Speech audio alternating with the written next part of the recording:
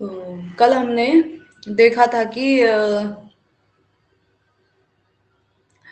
चलिए देखी जाएगी, वो कर्मी इत्यादि से कोई मतलब नहीं है। बाकी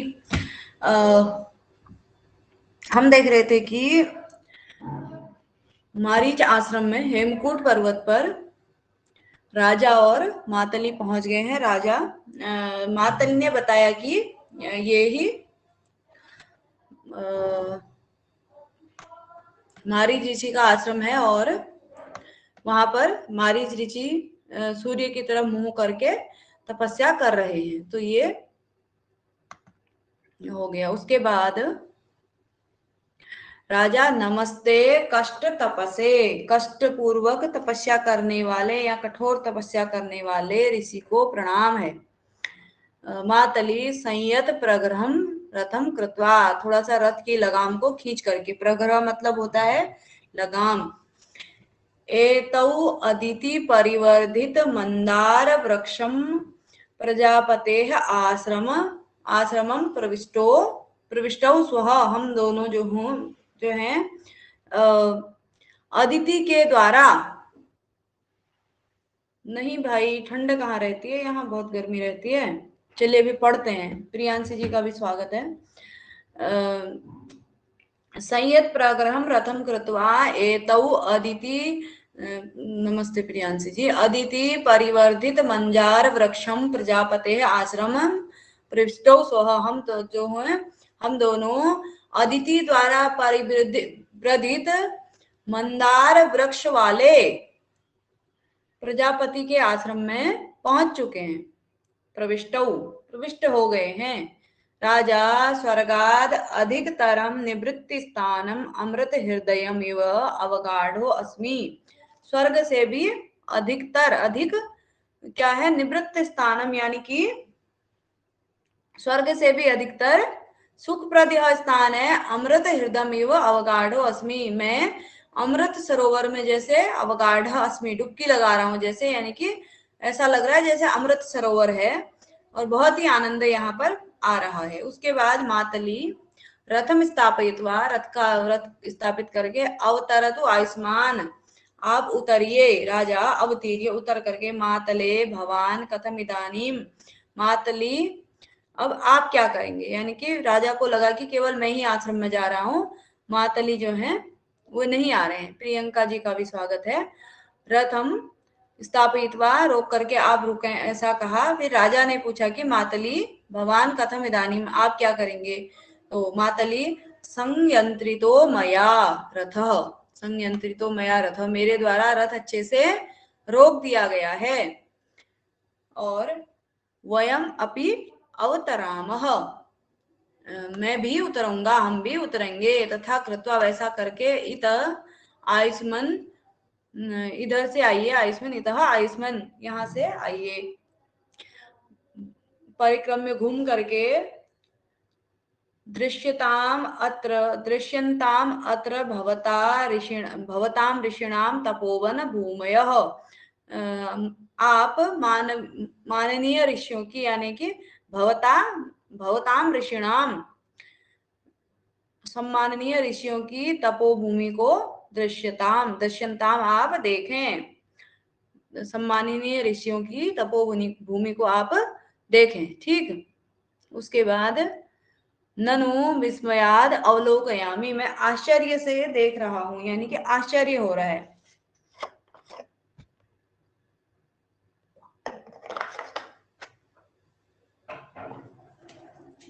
उसके बाद आगे श्लोक के माध्यम से राजा कह रहे हैं,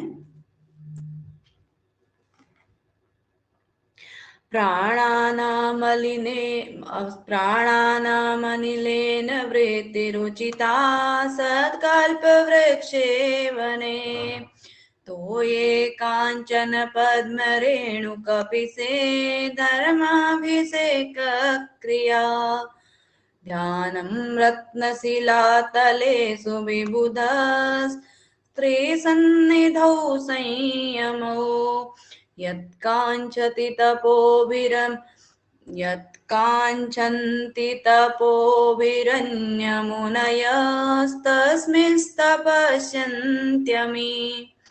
तो अब विस्मय पूर्वक मैं देख रहा हूँ। सतकल्प वृक्षे वने अनिलेन प्राणानाम वृत्ति उचिता। कांचन पद्म रेणु कपिसे तो ये धर्माभिषेक क्रिया। रत्न शिलातलेषु ध्यानम विबुध स्त्री सन्निधौ संयमः। अन्य मुनयः तपोभि यद कांक्षन्ति तस्मिन् अमि तपस्यन्ति। क्या कह रहे हैं? सतकल्प वृक्षे अनिलेन प्राणानाम वृत्ति उचिता। कल्प वृक्ष से युक्त सतकल्प वृक्षे, पूजा जी का भी स्वागत है। सतकल्प वृक्षे वने, कल्प वृक्ष से युक्त वन में अनिलेन वायु के द्वारा जीवन यापन करते हैं। प्राणानाम वृत्ति उचिता। क्या कह रहे हैं? सतकल्प वृक्षे वने, कल्प वृक्ष होते हुए भी ऐसे वन में वायु के द्वारा, केवल वायु के द्वारा प्राणों को धारण करते हैं, प्राणों वायु के द्वारा जीवन यापन करते हैं। कहने का अभिप्राय यह है कि कल्प वृक्ष इस वन में है तो कल्प वृक्ष सारी कामनाओं को पूरा कर देता है। तो मतलब मुनि चाहते तो कितने सुंदर तरीके से जीवन जी सकते थे, लेकिन मुनि केवल ऐसे कल्प वृक्ष से युक्त वन में भी केवल प्राणों को वायु के द्वारा प्राणों का निर्वाह करते हैं। कांचन पद्म रेणु कपिसे तो ये धर्माभिषेक क्रिया। कांचन पद्म रेणु कपिसे, कांचन मतलब सोने के, पद्म मतलब कमल, रेणु धूल से युक्त, तो ये जल से धर्माभिषेक क्रिया यानी कि स्नान इत्यादि की क्रिया किससे होती है? स्वर्ण कमलों के पराग से युक्त, रेणु मतलब धूल, पराग, स्वर्ण कमलों के पराग से युक्त कपिस वर्ण के जल से। क्योंकि स्वर्ण कमलों से किस प्रकार का? स्वर्णिम कलर का ही क्या निकलेगा? पराग निकलेगा। तो ऐसे जल से धार्मिक स्नान क्रिया, धर्माभिषेक क्रिया। और रत्न शिलातलेषु ध्यानम, रत्नों से युक्त शिलातलों पर ध्यान लगाते हैं। विबुध स्त्री सन्निधौ संयमः, देवांगनाओं के होते हुए भी क्या रखते हैं? संयम धारण करते हैं। अन्य मुनयः, अन्य जो मुनि हैं, तपो भी तपस्या के द्वारा यत कांक्षन्ति, जिसकी इच्छा करते हैं तपस्या के द्वारा, जिसको प्राप्त करने के लिए तपस्या करते हैं, तस्मिन अमी तपस्यन्ति, ये जो हैं उसी प्रकार की सुविधाओं में, उसी प्रकार की चीजों में तप करते हैं। इस प्रकार से राजा कह रहे, नंदन जी का भी स्वागत है। तो समझ में आया होगा। अन्य मुनयः तपोभि यत कांक्षन्ति तस्मिन अमि तपस्यन्ति, जो अन्य मुनि जिस प्रकार की कामना से तपस्या करते हैं, वो सारी जो चीजें हैं उन पे ये मुनि तपस्या कर रहे हैं। उसके बाद विबुध स्त्री मतलब देवांगना हो जाएगा। और बाकी कांचन पद्म रेणु, स्वर्णिम कमल की धूल, और कुछ नहीं है अर्थ जानने योग्य, सब नॉर्मल है। आगे चलेंगे। मातली उत्सर्पिणी खलु महताम प्रार्थना, महापुरुषों की इच्छा क्या होती है? ऊर्ध्वगामिनी होती है। यानी कि कहने का अभिप्राय है जो महापुरुष होते हैं वे ये छोटी मोटी यहाँ की भौतिक जीवन की सुख सुविधाओं पर ज्यादा ध्यान नहीं देते हैं, बल्कि उनकी जो इच्छाएं होती हैं वह स्वर्ग की तरफ या मोक्ष की प्राप्ति से युक्त होती है। वो मोक्ष की प्राप्ति के लिए ही ये सब तपस्या करते हैं। परिक्रम में आकाशे, आकाश में घूम करके, अये वृद्ध साकल्य किम अनुतिष्ठति भगवान मारीचः किम ब्रवीषि, किम जो मातली है वह अब, क्योंकि मुनि दूर थे तो पता कर रहा है कि जाने के लिए उचित समय है कि नहीं। तो मातली भी क्या है, मतलब एक दिव्य दृष्टि वाला हो सकता है, क्योंकि इंद्र का सारथी है तो उसे पता लग जाता होगा। तो आकाश की तरफ मुंह करके कह रहा है, वृद्ध साकल्य, हे वृद्ध साकल्य, किम अनुतिष्ठति भगवान मारीच, भगवान मारीच अभी क्या कर रहे हैं, किम ब्रवीषि क्या कह रहे हो। तो फिर उन्होंने बताया होगा, दाक्षायण्या पतिव्रता धर्मम अधिकृत्य पृष्टः तस्यै महर्षि पत्नी सहितायै कथयति इति। दाक्षायणी ने पतिव्रत धर्म के विषय में, पतिव्रत धर्मम अधिकृत्य पृष्टः कुछ पूछा है, तस्यै उसको ही, महर्षि पत्नी सहितायै पत्नी सहित, महे महर्षि पत्नी सहितायै, महर्षि के पत्नियों सहित, मतलब और भी उनके साथ, दाक्षायणी के साथ अन्य ऋषियों की पत्नियां भी आई होंगी, तो उनके सहित कथयति इति उनको उपदेश दे रहे हैं, उनसे उनको पतिव्रता धर्म के विषय में उपदेश दे रहे हैं। महर्षि अभी जो है व्यस्त हैं, ऐसा उन्हें पता लग गया है। उसके बाद राजा कर्णम दत्वा अये प्रतिपाल्यावसर अवसरः खलु प्रस्तावः। अभी अरे यह इस प्रसंग में अभी हमारा जाना उचित नहीं है, यह प्रतिपाल्य अवसर है, यानी कि प्रतीक्षा करने का अवसर है। खलु प्रस्तावः, यह जो प्रसंग है यह कैसा है, प्रतीक्षा करने का प्रसंग है, क्योंकि अभी नहीं जा सकते हैं। वह ऋषि जो है किसी अन्य के साथ उपदेश देने में व्यस्त हैं। मातली राजानम अवलोक्य, राजा को देख करके, अस्मिन अशोक वृक्ष मूले तावत आस्ताम आयुष्मान, हे आयुष्मान महाराज आप इस अशोक वृक्ष के नीचे बैठ जाएं,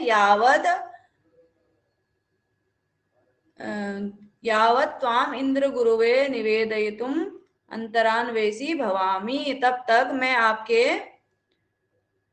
यावत त्वाम इंद्र गुरुवे, इंद्र के गुरु यानी कि इंद्र के पिता मारीच से को सूचना देने के लिए, अंतरान्वेषी यानी कि कुछ मार्ग खोजता हूं, कैसे किसके माध्यम से वहां सूचना पहुंचाए कि राजा आपसे मिलने आए हैं। तो मैं तब तक मारीच को जो है आपके आने की सूचना के लिए उचित समय खोजता हूँ। अंतरान्वेषी भवामी मतलब कोशिश करता हूँ कि उन तक समाचार पहुंच जाए कि आप आए हैं, तो तभी वो बताएंगे, क्योंकि मुनि इतने व्यस्त हैं, फिर तपस्या में बैठ जाएंगे कहीं, तो बताना पड़ेगा कि राजा मिलने आए हैं। राजा यथा भवान मन्यते, जैसा आप ठीक समझे, इति स्थितः इस प्रकार से बैठ जाता है। मातली आयुष्मान साधयामि अहम, साधयामि यहाँ पर जाने के अर्थ में प्रयुक्त हुआ है बहुत जगहों पर। साधयामि अहम, मैं जाता हूँ, इति निष्क्रांत, यह कह करके चला जाता है मातली। उसके बाद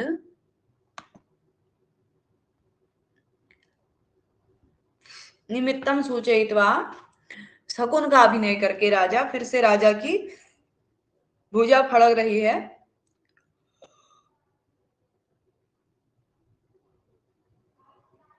मनोरथाय नाशंसे किं बाहो स्पंदसे वृथा, पूर्वावधीरितं श्रेयो दुखम ही परिवर्तते। क्या कह रहे, मनोरथाय न आशंसे, मनोरथ पूरा होने की कोई आशा नहीं है। किम बाहो स्पंदसे वृथा, हे बाहु बाहो, वृथा किम स्पंदसे, व्यर्थ ही क्यों फड़क रही हो। और पूर्वावधीरितम श्रेयः, पूर्वावधीरितम दुखम ही परिवर्तते, जो पूर्व में क्या होते हैं,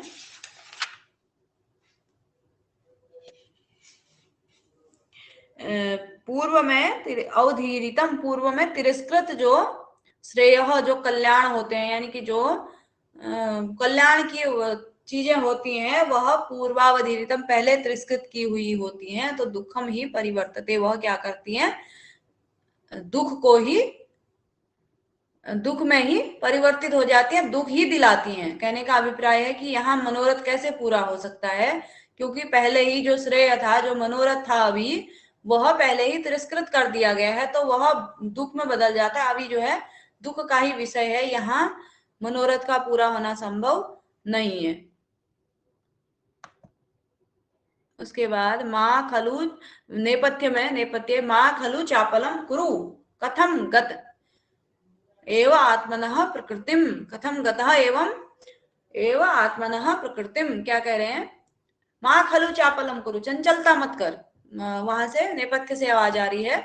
और कथम गत एव आत्मनः प्रकृतिम, अपने स्वभाव को में कैसे जा रहा है, यानी कि अपने स्वभाव में वो कैसे प्राप्त हो रहा है, मतलब क्षत्रिय स्वभाव को भी प्राप्त हो रहा है, ऐसा कह रहे हैं।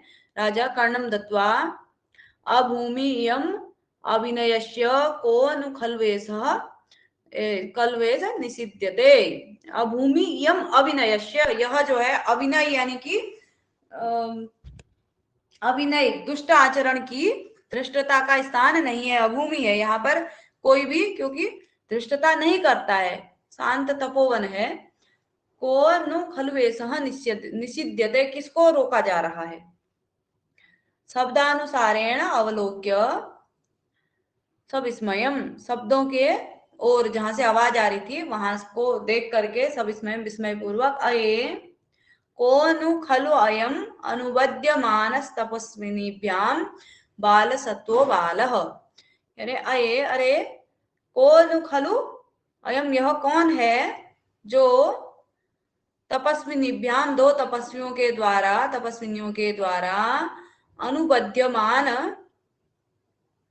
बाल सत्वो बालः के द्वारा रोका जा रहा है, या जो यह दो तपस्वियों के द्वारा, तपस्विनियों के द्वारा अनुबद्ध मानः बाल सत्वो, असाधारण शक्ति से युक्त बालक कौन है? उनके द्वारा रोका जाता हुआ, अनुगत यहाँ पर लिखा हुआ है, तो अनुबध्यमान, रोका हुआ, यह कौन? बाल सत्व, असाधारण शक्ति से युक्त बालक कौन है? उसके बाद अर्धपीनस्तनम मातु मातु आमर्द क्लिष्ट केसरम प्रकीडितुम सिंह शिशुम, संगीता जी का भी स्वागत है। प्रकीडितुम सिंह शिशुम बलात्कारेण बलात्कारेण करसति।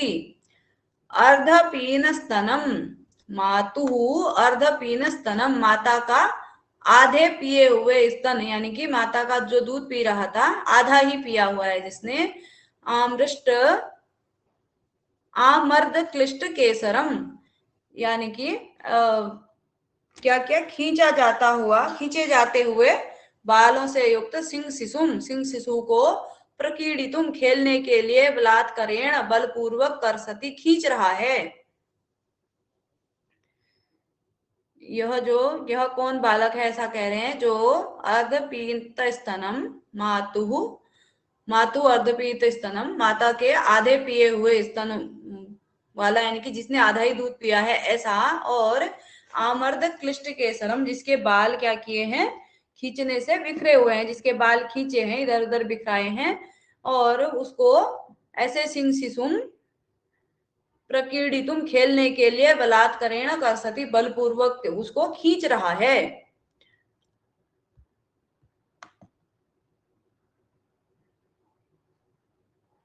अब ततः निर्दिष्ट कर्मा तपस्विनीभ्याम सह बालकः बालः, उसके बाद जैसा बताया गया है, यानी कि बालक को, बालों को खींचते हुए उस सिंह शिशु को अपने साथ खेलने के लिए खींच रहा है बलपूर्वक, तो उसी प्रकार का कार्य करते हुए यथा निर्दिष्ट कर्मा तपस्विनीभ्याम, तपस्विनियों के साथ, सह बालः, तपस्विनियों के साथ वह बालक।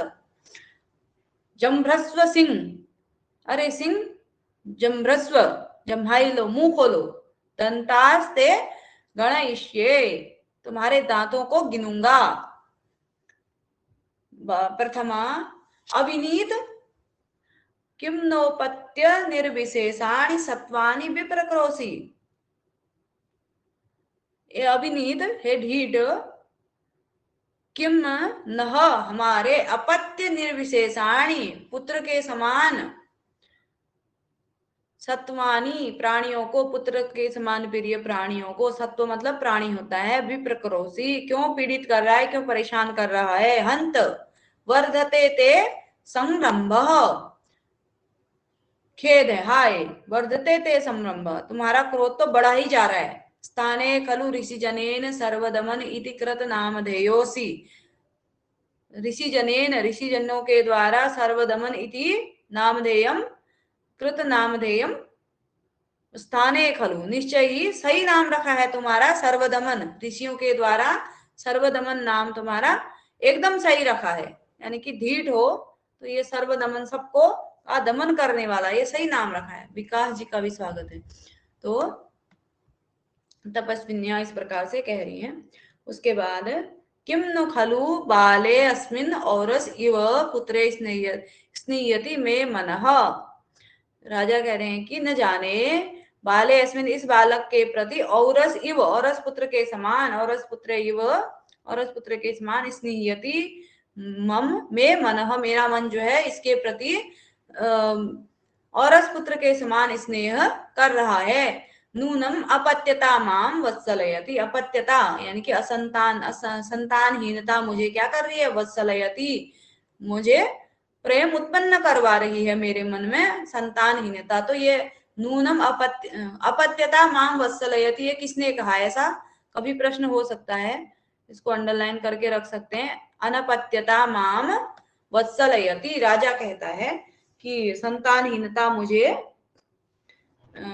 प्रेम उत्पन्न करवा रही है। द्वितीया ऐसा खलु केसरणी त्वालंघयति यत् अस्याः पुत्रकम न मुंचसी, ऐसा ये निश्चय ही ऐसा केसरणी, ये जो सिंगनी है, त्वाम लंघयति तुम्हारे ऊपर आक्रमण कर देगी, यदि अस्याः यदि इसके पुत्रकम पुत्र को न मुंचसी नहीं छोड़ेगा तो तेरे को ये पक्का तेरे पर आक्रमण कर देगी।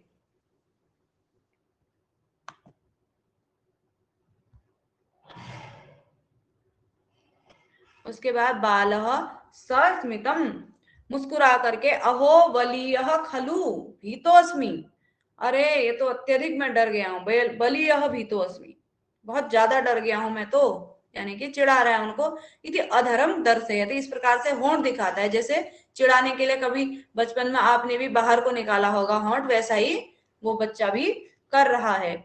उसके बाद राजा महत्तेजसो बीजं बालोऽयं प्रतिभाति मे स्फुलिंगावस्थया वह्निरेधापेक्ष इव स्थितः, महत्तेजसः बीजम् अयं बालः, महत्तेजसः बीजम् अयं बालः स्फुलिंगावस्थया स्थितः एधापेक्षः वह्नि इव में प्रतिभाति, मुझे यह बालक कैसा प्राप्त हो रहा, कैसा प्रतीत हो रहा है, ऐसा कह रहे हैं कि महत तेजसः, महान तेज से युक्त, तेज का बीज यानी कि किसी महापुरुष के वीर्य से उत्पन्न ये महत तेज वाला बालक है। अयम बालः स्फुलिंगावस्थया, स्फुलिंगावस्थया का अभिप्राय है चिंगारी की अवस्था में, वहनी अग्नि के समान, एधापेक्षा ईंधन की अपेक्षा वाला में प्रतिभाति, मुझे ऐसा प्रतीत हो रहा है। ये महत तेजसो बीजम अयम बालः, किसी महापुरुष के तेज का बीज है यह बालक, और चिंगारी की अवस्था, स्फुलिंगावस्थया स्थित, चिंगारी की अवस्था में स्थित, ईंधन की अपेक्षा वाले अग्नि के समान ये मुझे प्रतीत हो रहा है। एध मतलब हो जाएगा ईंधन, वहनी अग्नि, और स्फुलिंगावस्था चिंगारी की अवस्था। ठीक, तो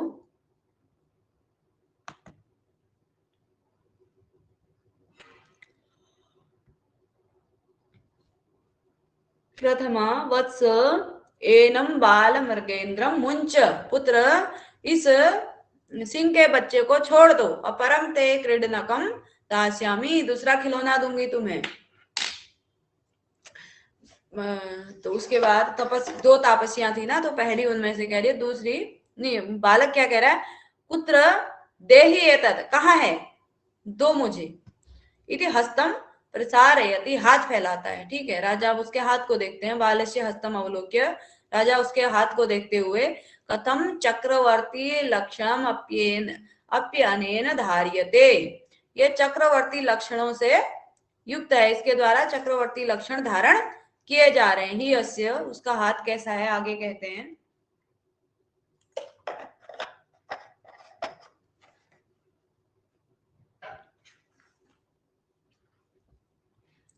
प्रलोभ्य वस्तु प्रणय प्रसारितो विभाति जालाग्रथितांगुलिः करः अलक्ष्य पत्रांतरमेद्यरागया नवो नवो ससाभिन्नमिवेक पंकजम। क्या करें, प्रलोभ्य वस्तु प्रणय प्रसारितः, यानी कि प्रलोभ्य लुभाने वाली वस्तु की अभिलाषा से, प्रणय उसकी प्रीति से, प्रसारित यानी कि लुभाने वाली वस्तु के लिए, क्योंकि बालकों को खेल की सामग्री लुभाती है, तो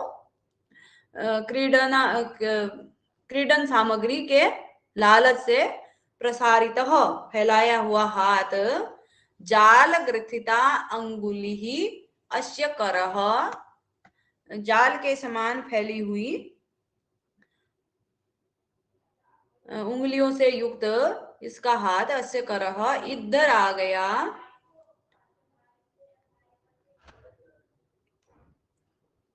नवो ससा भिन्नम, इधर आ गया, नवो ससा भिन्नम अलक्ष्य पत्रांतरम एक पंकजम इव विभाति, यहाँ पर इव है, एक पंकजम इव विभाति।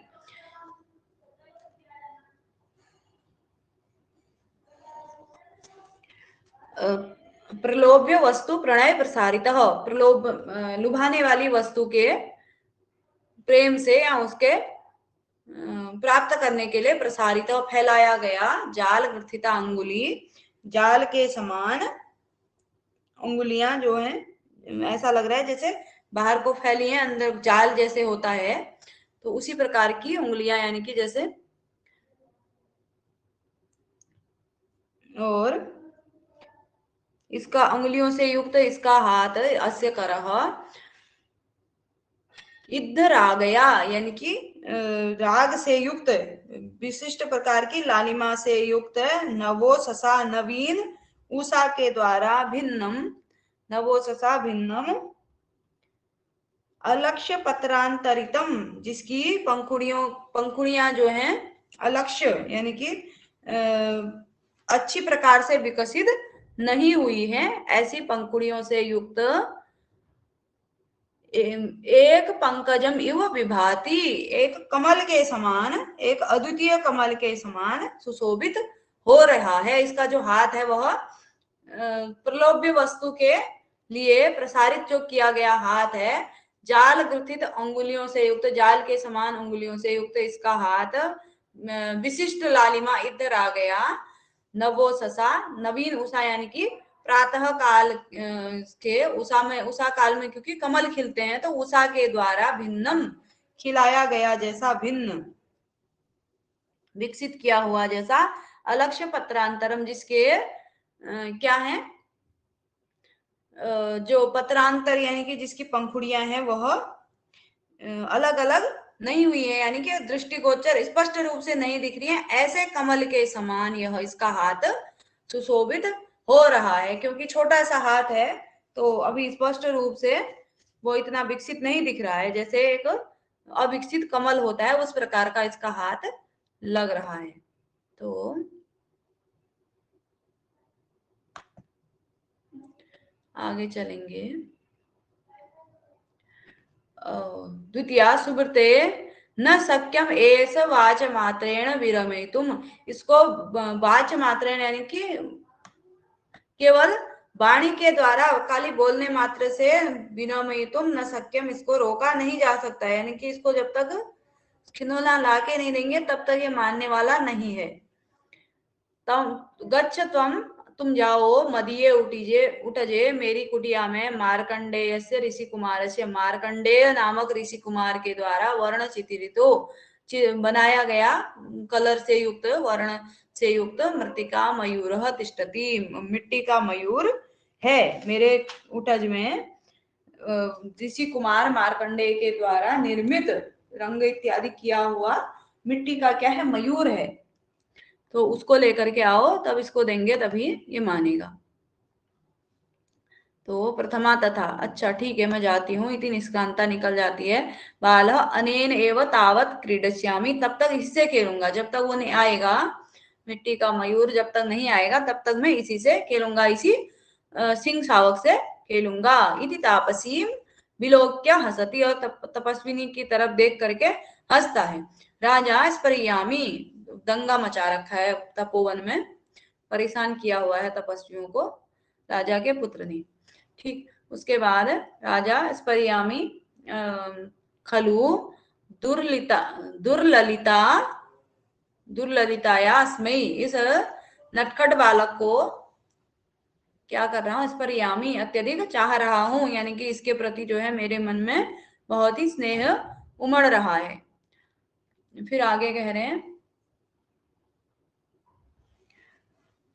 आलक्ष्य दंत मुकुलान निमित्त हासै अव्यक्त वर्ण रमणीय वच प्रवर्तीन अंकाश्रय प्रणयीन तनयान वहंतो।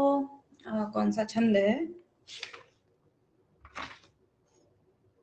वसंत तिल का छंद है, थोड़ा सा लय गड़बड़ हो रही है। अंकाश्रय प्रणयिनः तनयान वहंतो धन्यास तदंग रजसा मलिनी भवंती। कौन सा, एक बार क्या रह गया भास्कर जी आपका, पीछे रह गए क्या आप?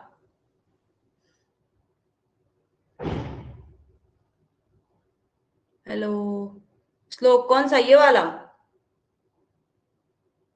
आलक्ष्य दंत मुकुलानी निमित्त हासै, इसका तो अभी अर्थ थोड़ी किया है।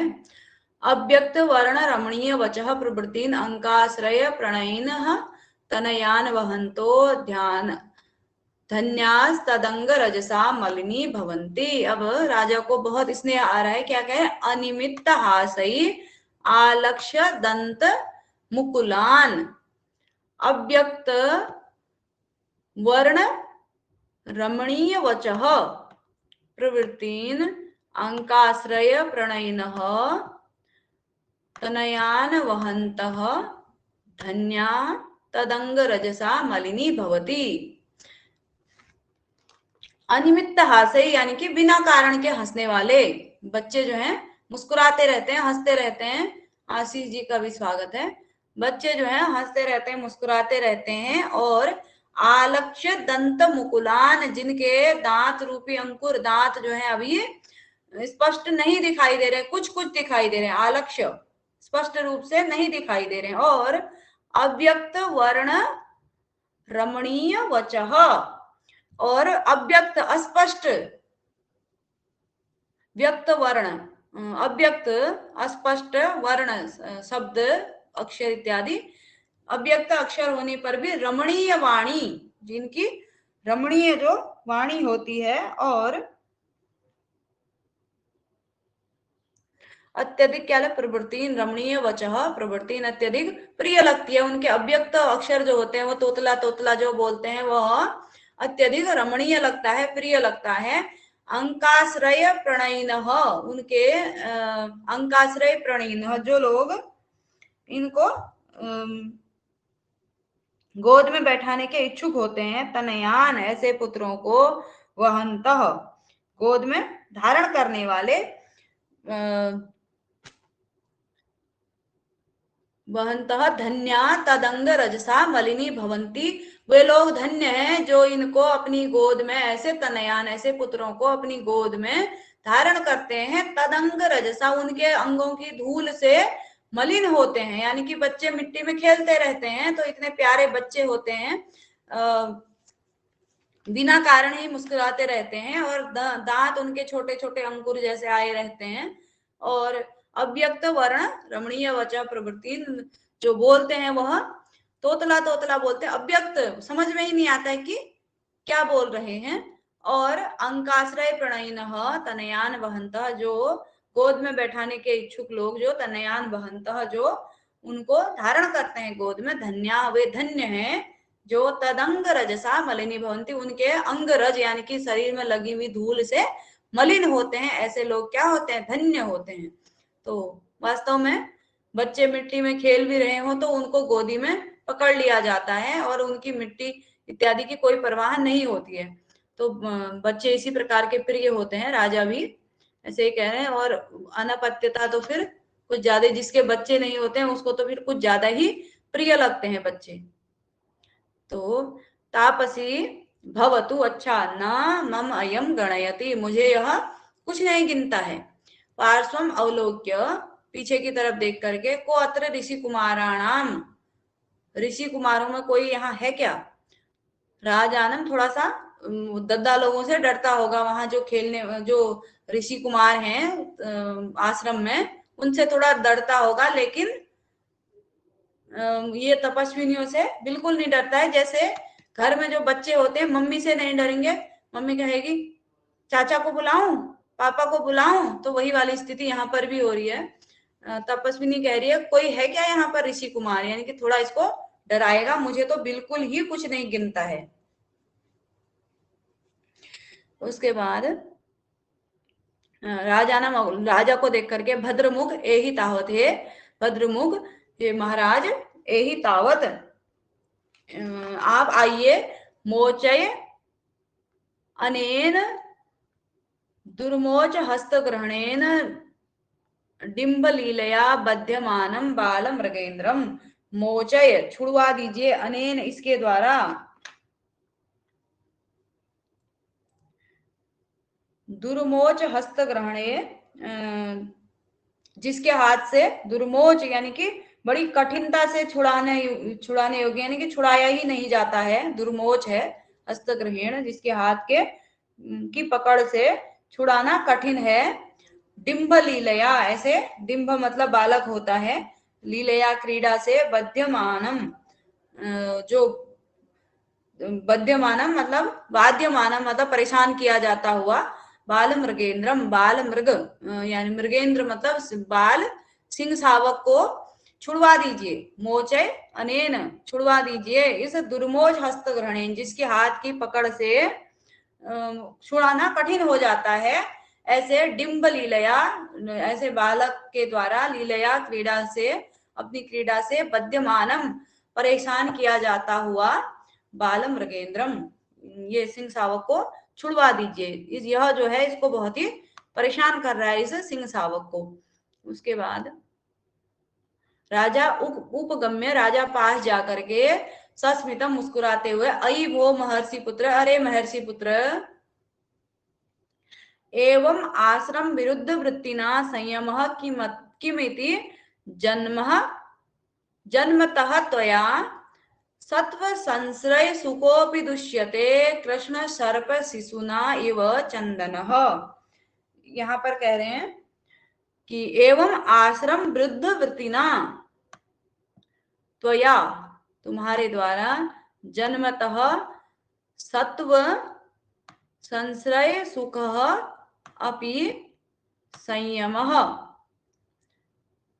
कृष्ण सर्प शिशुना इव चंदन इव किमिति दुष्यते, किमिति दुष्यते क्या कह रहे हैं, एवं इस प्रकार से आश्रम विरुद्ध वृत्ति ना, अपने आश्रम के विरुद्ध वृत्ति से, यानी कि तुम आश्रम में पले बड़े हो तो आश्रम के बच्चे तो इस प्रकार की कार्य करते ही नहीं है, आश्रम के विरुद्ध वृत्ति से, तो या तुम्हारे द्वारा जन्मतः जन्म से ही सत्व संश्रय सुख अपि संयम, तुमको तो जन्म से ही सत्व प्राणियों के लिए संश्रय मतलब आश्रम देने से सुख कर भी संयम तुमको सिखाया जाता है। सत्व संश्रय, सत्व प्राणियों को आश्रय देने वाले सुख का भी पाठ तुम्हें पढ़ाया जाता है। अभी संयम, ऐसा संयम भी तुम्हें सिखाया जाता है।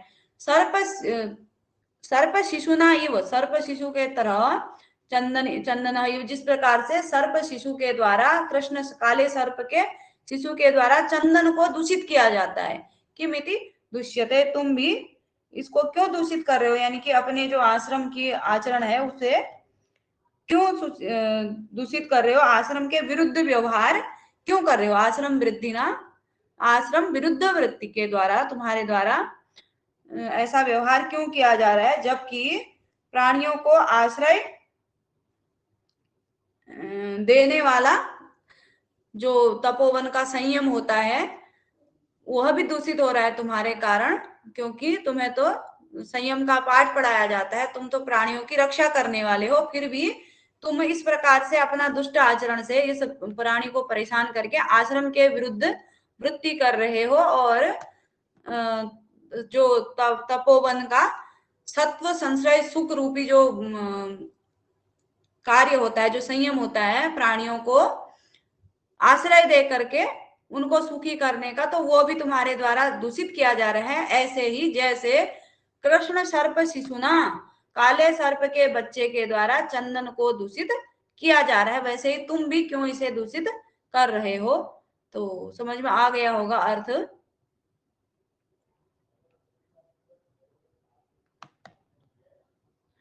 उसके बाद राजा नहीं, तापसी भद्रमुख न खलु अयम ऋषि कुमार, ऋषि कुमार कहा ना राजा ने, तो तपस्विनी कह रही है हे भद्रमुख यह ऋषि कुमार नहीं है।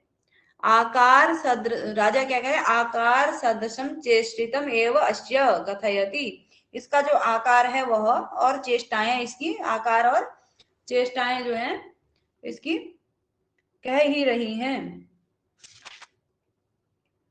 यानी कि ये जो जिस प्रकार की चेष्टाएं ये कर रहा है उससे पता लग रहा है कि ये ऋषि कुमार नहीं है। स्थान प्रत्ययात तो वयम एव तर्किण, परंतु स्थान प्रत्ययात यानी कि इस स्थान पर होने के कारण तब हमने इस प्रकार का तर्क दिया या ऐसा हमने सोचा, क्योंकि ये आश्रम में है तो आश्रम में कौन हो सकता है, ऋषि कुमार ही हो सकता है, लेकिन इसका आकार और इसकी जो चेष्टाएं हैं उससे तो पता लग रहा है कि ये नहीं है ऋषि कुमार।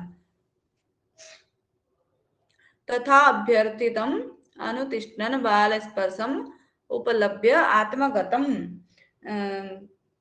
यानी कि तथा अनुतिष्ठित, अभ्यर्थित अनुतिष्ठित, तिष्ठन जैसा उसने तापसी ने कहा तो उसी प्रकार से कार्य करते हुए, यानी कि छुड़ाते हुए, बाल स्पर्शम उपलब्ध आत्मगतम, बाल का स्पर्श, उस बच्चे का स्पर्श प्राप्त करके मन में, आत्मगतम मन में क्या कहते हैं राजा, अनेन कस्यापि कुलालंकुरेण स्पृष्टस्य गात्रेषु सुखम मम एवं काम निवृत्तिम चेतसी तस्य कुर्याद यस्य अंकात कृतिनः प्ररूढ़। अरे कस्यापि कुलांकुरेण, अनेन इसके द्वारा, स्पृष्टस्य गात्रेषु मम गात्रेषु एवं सुखम यस्य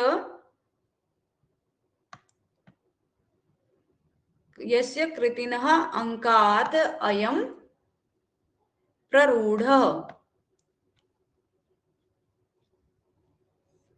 तस्य चेतसी काम निवृत्तिम कुर्यात, यानी कि राजा को उसका स्पर्श करके बहुत ही अच्छा लगा, तब कह रहे हैं कस्यापि कुलालंकुरेण अनेन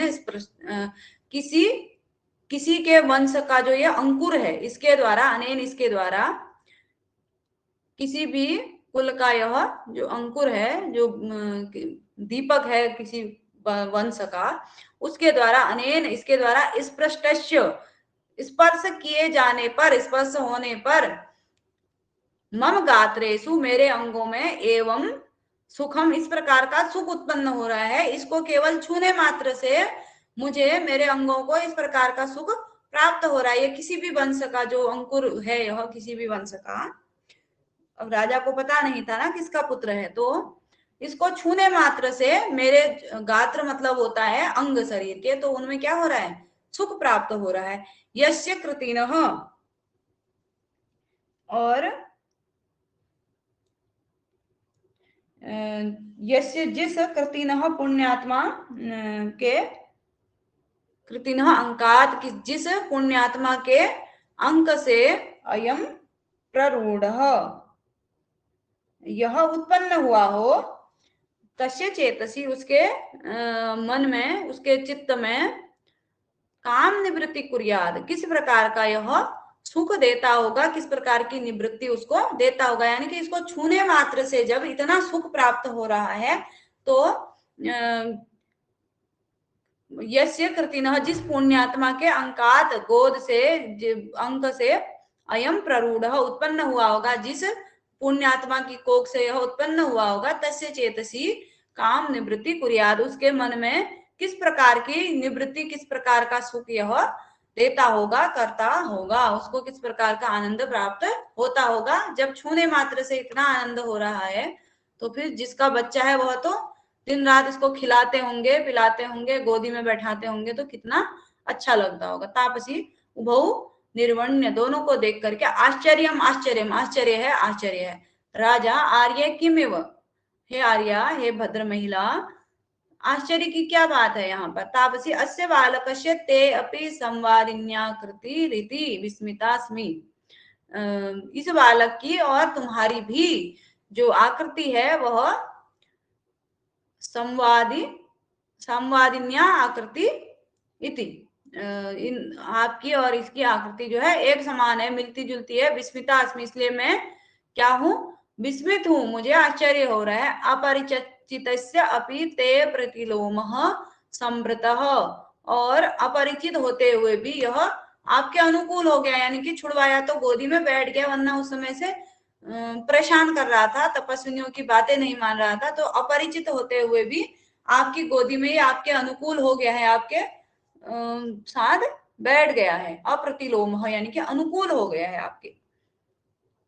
राजा, वरना ये जो रोज इसको खिलाते पिलाते हैं उनकी भी नहीं मानता है, परिचित को तो क्या ही मानता। राजा बालकम उपलालनम, बालक को प्यार करके, न चेत मुनि कुमारो अयम अथ को अस्य व्यपदेश, यदि यह मुनि कुमार नहीं है तो को अस्य व्यपदेश, इसका कौन सा वंश है फिर, यदि ये मुनि कुमार नहीं है तो ये किस वंश में उत्पन्न है। उसके बाद तापसी पुरुवंश, यह पुरुवंश का है। राजा आत्मगतम, मन ही मन, कथम एकान्वयो मम, इसका और मेरा वंश एक ही है। अतः खलु मद अनुकारिणम एनम अत्र भवति मन्यते, इसीलिए यह मुझे, इसको मेरी आकृति वाला ये जो भवती हैं, जो ये महोदया हैं तापसी, ये मान रही हैं इसी कारण से, क्योंकि यह भी पुरुवंश का है तो मैं भी पुरुवंश का हूँ, कुछ न कुछ आकृति मिल रही होगी, इसीलिए ये मेरी आकृति का इसे मान रही है। अस्ति एतत् पौरवाणाम अंत्यम कुलव्रतम, यह पुरुवंशियों का अंतिम कुल व्रत है। उसके बाद क्या है कुल व्रत बताएंगे।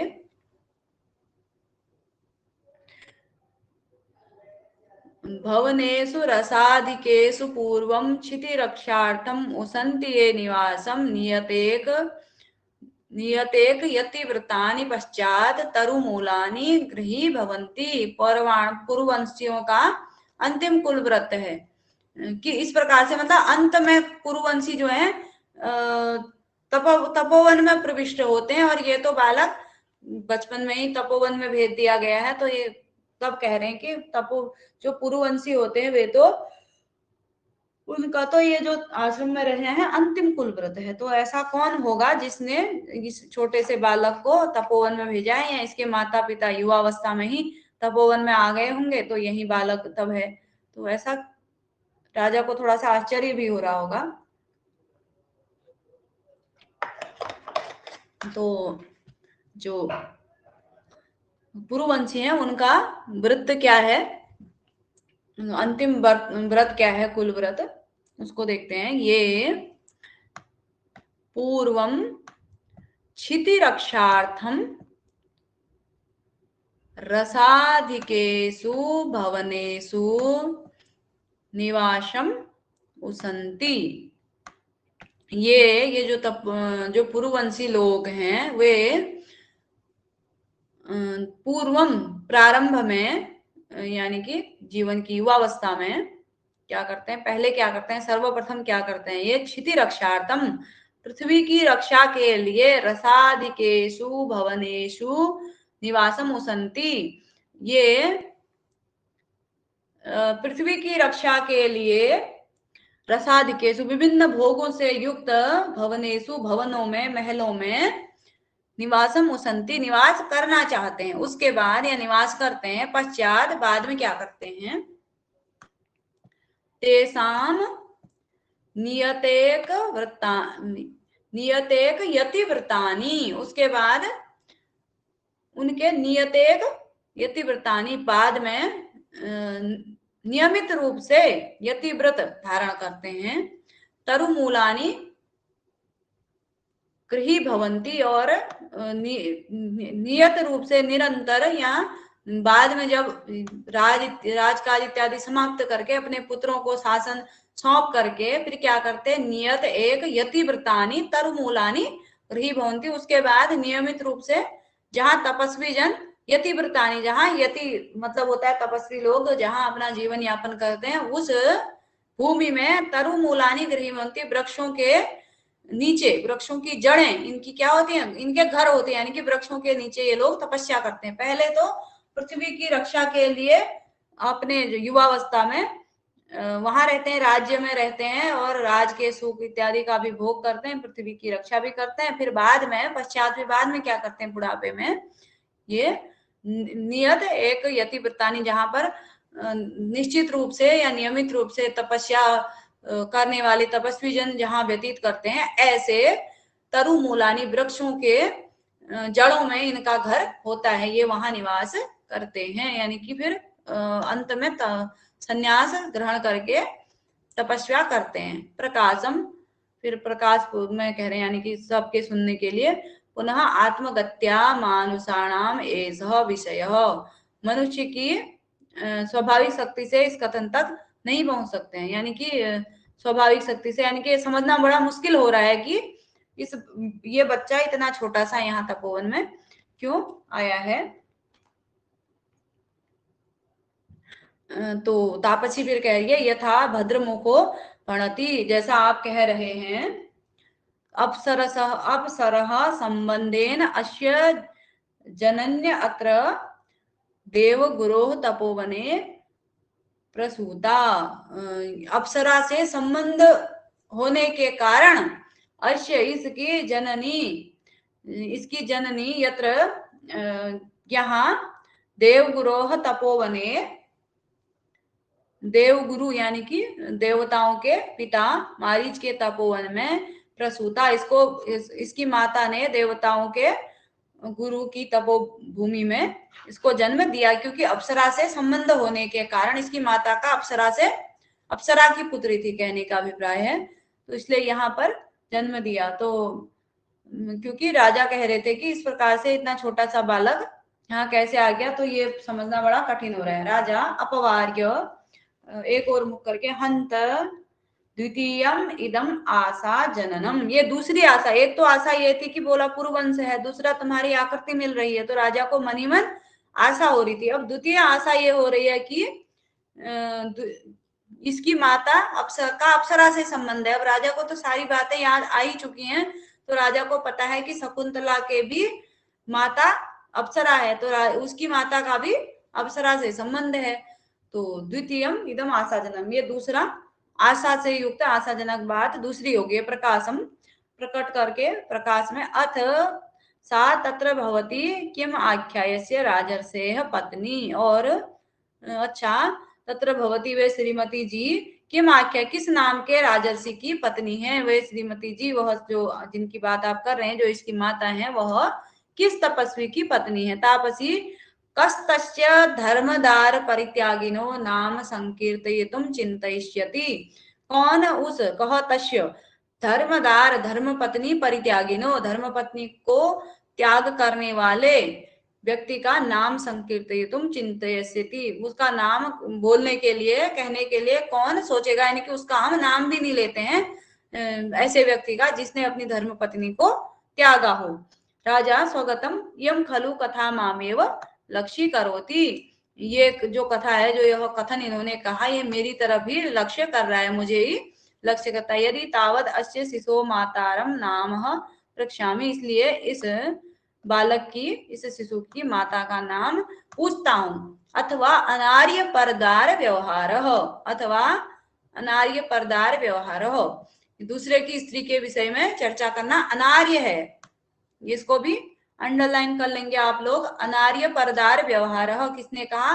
राजा ने 7वें अंक में कहा कि दूसरे की स्त्री के विषय में चर्चा करना अनुचित है, यानी कि मैं नाम पूछ रहा हूँ, क्या पता कोई किसी अन्य की स्त्री हो, तो कहीं और भी हो सकता है पुरुवंश, तो मैं उसका नाम नहीं पूछ सकता हूँ। प्रविश्य मृण्य मयूर हस्ता, हाथ में मिट्टी का मयूर लेकर के जो सुब्रता गई थी वह आ गई है मिट्टी का मयूर लेके। उसके बाद तापसी सर्वदमन शकुंत लावण्यम प्रेक्षस्व, सर्वदमन शकुंत, शकुंत मतलब होता है पक्षी, लावण्यम पक्षी के लावण्य को देखो, प्रेक्षस्व देखो। बालः सदृष्टि शेपम, दृष्टि डाल करके, कुत्र वा मम माता, उसने सुन लिया, शकुंतला वणियम पक्ष प्रेक्षस्व, शकुंतला क्योंकि इसकी माता है तो बच्चा है, तो उसने बोल दिया कि मेरी माता कहाँ है, तो उसे लगा शकुंतला कह रहे हैं। तो उभे नाम सादृश्येन वंचितो मात्र वत्सलः, नाम की समानता के कारण मात्र भक्त वंचित हुआ, यानी कि धोखा खा गया। माता का नाम सादृश्य शकुंत और शकुंतला होने के कारण, शकुंत मतलब पक्षी कहा, तो शकुंतला सुन लिया, इसलिए इसको धोखा हो गया, इसने माता के कारण, मात्र वत्सल, माता से अत्यधिक प्रेम करने वाला धोखा खा गया है। द्वितीयावस् अस्य मृत्तिका मयूरस्य रम्यत्वं पश्येति भणितो अस्मि भणितो असि, ऐसा कहा गया है तुमसे पुत्र, अश्य इस मिट्टी के मयूर का रम्यत्वम सुंदरता को देखो, ऐसा कहा था हमने। तो राजा यानी कि माता नहीं आई है, केवल ये शकुंत इस पक्षी के लिए कहा। राजा आत्मगतम मनि मन किम वा शकुंतला इत्यस्य मातु आख्या, अरे इसकी माता का नाम शकुंतला है। संति पुनर्नामधेय सादृश्यानि, नाम भी बहुत सारे एक जैसे हो जाते हैं, सादृश्यानि। अपि नाम मृग तृष्णिकेव नाम मात्र प्रस्तावों में विषादाय कल्पते, कह रहे हैं कि मृग तृष्णिका के कारण, यानी कि मैं जो हूं अभी अत्यधिक, मतलब जैसे एक मृग, प्यास से पीड़ित व्यक्ति, प्यास से व्याकुल व्यक्ति रेगिस्तान में मृग तृष्णिका देख करके, मृग तृष्णा मतलब होता है वहां क्या होता है, मृग मरीचिका जिसको कहते हैं, बालू के टीले को पानी के रूप में दिख जाता है दूर से धूप के कारण, तो व्यक्ति उसके पीछे पीछे भागता है। तो वही बात मेरे ऊपर भी हो रही है कि मैं, क्योंकि अब याद आ गया है तो कहाँ होगी वो ढूंढता फिर रहा है, तो इसलिए मृग मरीचिका के समान नाम मात्र प्रस्ताव, नाम मात्र का प्रस्ताव, लेकिन उसका नाम लेने पर भी वे विषादाय कल्पते, मुझे दुख हो रहा है या मेरे विषाद को उत्पन्न कर रहा है, केवल नाम मात्र से ही। बाल मातः रोचते ऐसा भद्र मयूर, यह भद्र मयूर, ये अच्छा, ये जो सुंदर मयूर है मुझे सुंदर लग रहा है, मुझे अत्यधिक अच्छा लग रहा है। तो इति क्रीडनकम आदत्ते, इस प्रकार से खिलौने को ले लेता है। प्रथमा विलोक्य सोद्वेगम अहो रक्षा करंडकम अश्य मणिबंधे न दृश्यते, पहली देख करके और उद्वेग के साथ, ओहो रक्षा करंडकम अश्य मणिबंधे न दृश्यते, इसके मणिबंधे यानी कि हाथ में रक्षा करंडक जो रक्षा सूत्र बांधा था वह नहीं दिख रहा है। राजा अलम आवेगेन, यानी कि घबराइए नहीं, ननु इदमस्य सिंह विमर्दात परिभ्रष्टम।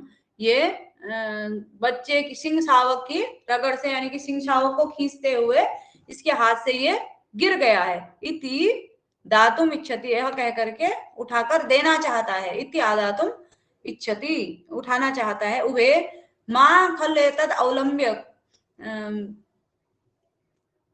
कि कथम गृहीतम अनेन मां खलु एतद अवलंब्य, इसको मत पकड़ना। कथम गृहीतम, फिर राजा ने तब तक पकड़ लिया, तो क्यों पकड़ा आपने, ऐसे कह रहे हैं, क्योंकि वो उसका एक रहस्य था उस। हाँ बस हो गया। या क्या करते हैं,